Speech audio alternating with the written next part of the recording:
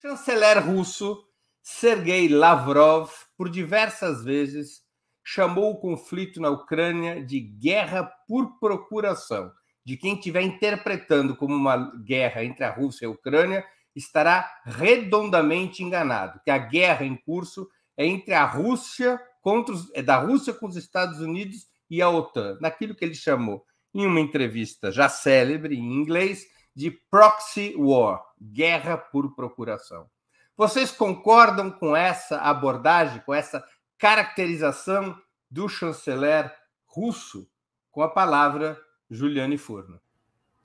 Olha, eu não tinha ouvido essa caracterização, mas eu acho que ela está correta. E aí eu retomo um conceito de um militante intelectual egípcio recentemente falecido, Samir Amin, que caracterizava o período, sobretudo pós-Segunda Guerra Mundial e com um salto qualitativo a partir dos anos 80, de um período de imperialismo total. Florestan Fernandes também usava esse conceito, mas o Samir Amin identificava que os Estados Unidos tinham né, alçado aí o lugar de exercer de forma inconteste a hegemonia imperialista, não só do mundo capitalista ocidental, mas com a derrota, o fim das experiências de socialismo real, também a hegemonia imperialista do globo como um todo. Mas esse imperialismo estadunidense, né, os Estados Unidos atuando como o principal país que vocaliza os intentos imperialistas, não é os Estados Unidos contra o restante do mundo, né? Ele é muito hábil em atuar organizando e enredando uma teia de sócios minoritários, né? São países, principalmente da Europa Ocidental e do Japão, né? Alguns mais dispersos, que costumam votar, inclusive, com os Estados Unidos em todas as votações importantes, né? Em conselhos de segurança da ONU, ou mesmo serem rede e pontos de apoio nos intentos bélicos estadunidenses, que quando não tem, nas poucas vezes em que a Alemanha, Itália, França se posicionaram contrários, são rapidamente, né, suprimidos do tabuleiro, inclusive a própria ONU, né, quando não importa ou quando não referenda as ações imperialistas e bélicas dos Estados Unidos. Os Estados Unidos não têm problema em deslegitimar, né, o próprio organismo que o confere legitimidade quase sempre. Então, pensando nessa ideia dos sócios minoritários, é possível imaginar essa guerra como uma guerra por procuração, né? Na medida que está em jogo ali é um avanço da OTAN, que é um braço armado, né? Um dos elementos que caracteriza a ofensiva imperialista, né? Tem um lado monetário a partir, né, do dólar como uma moeda-chave de referência do mundo, das trocas internacionais, é o poder econômico e por isso também uma ofensiva no campo produtivo, tecnológico com a China, mas é também no campo das armas, onde, né, essa diplomacia das armas sempre foi um elemento muito forte para os Estados Unidos. Então, o fortalecimento da OTAN e principalmente a rivalidade no campo militar com a Rússia, a rivalidade tecnológica com a China, e essas duas, né, numa linha muito tênue, envolvendo vários tipos de sanção que acabam impactando os dois países conjuntamente, é uma forma de ser, sim, uma guerra por procuração, inclusive não só para finalizar da Ucrânia, mas de outros países que são os mais afetados, inclusive, por algum nível de sanção, como são os bancos alemães, e que mesmo assim atuam em boa medida muito mais como vassalos do imperialismo estadunidense do que como um país que exerce, né, no raio pequeno de manobra que tem, mas que exerceriam ou barganhariam para exercer a sua autonomia no campo da soberania, da política e da política econômica. Muito bem. Com a palavra, Eduardo Costa Pinto. Não precisa nem para o chanceler russo, né? Porque em um certo ato falho, entre aspas, a primeira-ministra da Alemanha diz que a Alemanha está em guerra direta com a Rússia. Tá? É evidente, sim, que é uma guerra por procuração.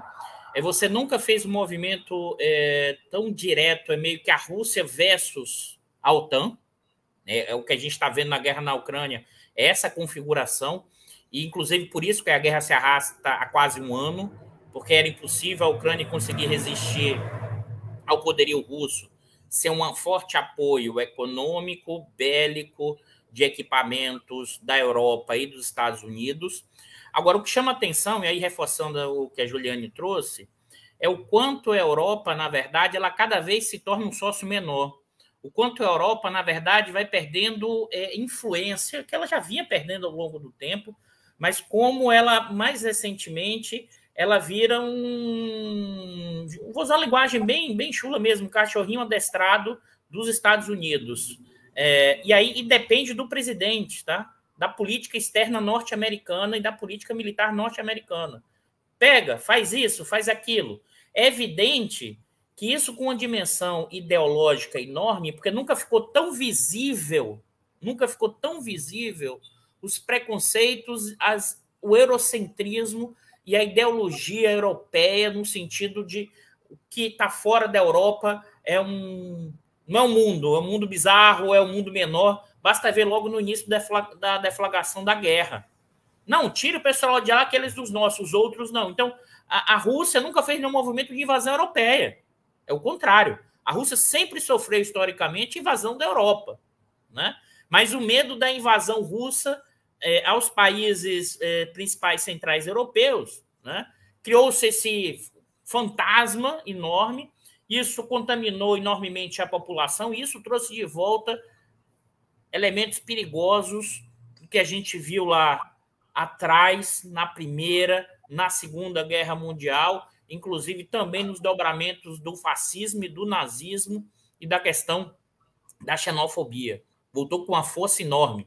E eles começam assim com o inimigo externo, depois eles também se pegam lá na porrada entre eles. Então, esse cenário tem um potencial para isso. Então, o que eu estou chamando de atenção? É uma guerra por procuração, né? É a OTAN, né? É o governo Biden fazendo esse movimento de pressão, porque aqui tem um cenário que essa guerra tem que ser vista, como eu falei, de uma mudança de geopolítica internacional e um aumento do poder, né, chinês e russo, né?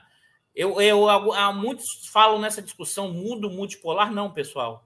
É o aumento, é o retorno da velha Rússia enquanto um país poderoso estruturalmente e a China, que retorna, na verdade, depois de quase 400 anos, a um ponto central de poder. Então, assim, é briga de cachorro grande e a gente tem que saber onde a gente vai se colocar nesse contexto.